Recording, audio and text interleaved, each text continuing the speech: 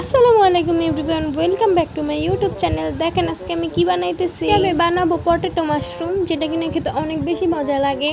এটা আসলে কোরিয়ান একটা খাবার। তো প্রথমে এখানে আমি আলু সিদ্ধ করে নিতেছি। দেখতে পাচ্ছেন আমি কিন্তু আলুটাকে ভালো করে সিদ্ধ করে নিয়েছি। এখন আমি আলুটাকে ভালো করে ম্যাশ করে নিব। দূর আসলে দোষা করতে ভালো লাগে না। তো এখন আমি ভালো করে ম্যাশ করে নিব আলুটারে, জানে একটু দানা দানা না থাকে। তারপর আলুটার মধ্যে আমি 1 চামচ পরিমাণে আমি লবণ দিয়ে দিব স্বাদ মতো। তারপরে আমি 3 টেবিল চামচ পরিমাণে ময়দা দিয়ে দিব। আপনারা চাইলে আটাও দিতে পারেন, কোনো সমস্যা নেই। আপনারা যেটা ইচ্ছা ওটাই দিতে পারেন। আমি কিন্তু সুন্দর করে এখন আলুটার সাথে এই আটাটা মিশিয়ে নিতেছি। আটা না ময়দা, আমার কাছে আটা আর ময়দা একই লাগে। আমি ছোটো মানুষ, তো আমি এত বেশি পেঁচাল বুঝি না। এখন আমি এই যে এমনি করে গোল গোল করে লম একটু করে আলু নিয়ে তারপর সুন্দর করে গোল গোল করবো।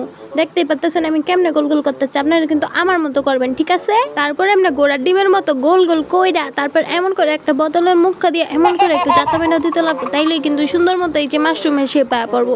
এখন আমি সবগুলি রে এমন করে মাশরুমের মতো শেপ দিয়ে নিব, ঠিক আছে? আপনারাও কিন্তু এমনিই দিবেন। আপনারা ভাববেন না আমি ডঙ্গি, আমি কিন্তু এমনি কত আমি আপনাগুলোকে শুদ্ধ ভাষায় কথা কইছিলাম এতদিন। এখন আর ভালো লাগে না শুদ্ধ ভাষায় কথা কইতে। সবাই খালি শুদ্ধ ভাষায় কথা কইতে কয়, কিন্তু আমার শুদ্ধ ভাষা একদমই ভালো লাগে না। এখন আমি একটা পাতিলের মধ্যে এমন করে পানি গরম করে নিবো। তারপরে আমি এর মধ্যে আলুগুলিরে চাইরা দিন ঠিক মতো।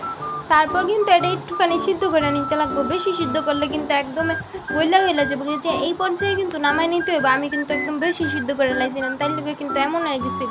আপনারা আবার ভাববেন না নষ্ট রেসিপি। এখন আমি এই জায়গায় মরিচের কুচি নিয়ে নিব। আমি কিন্তু 2টা মরিচ নিয়ে নিছি এই জায়গায়।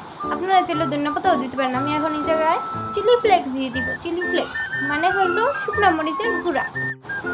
তারপরে এই জায়গায় আমি একটু ওয়েস্টার সস আর একটু সয়া সস দিয়ে দিব, ঠিক আছে? তারপর এটা ভালো করে মিক্স করে নিব। তারপরে এখানে আমি আলুর মাশরুমগুলো দিয়ে দিব, ঠিক আছে? তারপর কিন্তু এটা ভালো করে মিক্স করলে অনেক বেশি মজা লাগে। আপনারা চাইলে ট্রাই করতে পারেন।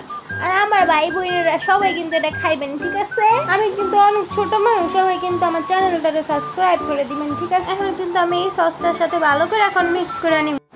এখন কিন্তু এটা পরিবেশনের জন্য রেডি। এটা কিন্তু আমি চপস্টিক দিয়ে খাইছিলাম। আমি কিন্তু চপস্টিক ধরতে পারি, আমি ছোট মানুষ। আল্লাহ হাফেজ সবাই, সবাই ভালো থাকবেন আর আমার জন্য দোয়া করবেন।